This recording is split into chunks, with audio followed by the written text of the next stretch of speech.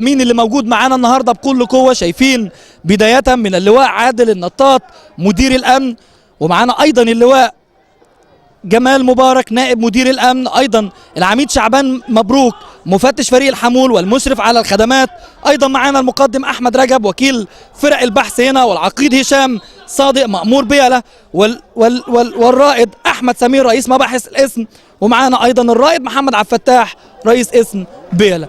نشكر دائما كل الجهود اللي بيقوم بيها الامن خاصه في الايام اللي موجودين فيها دي يا جماعه. نشكر كل الناس اللي موجوده معانا، العميد شعبان مبروك، ونشكر كل الساده اللي موجودين معانا النهارده اللي بيطلعوا لنا صوره جميله جدا وصوره مشرفه جدا وطمانينه كبيره جدا.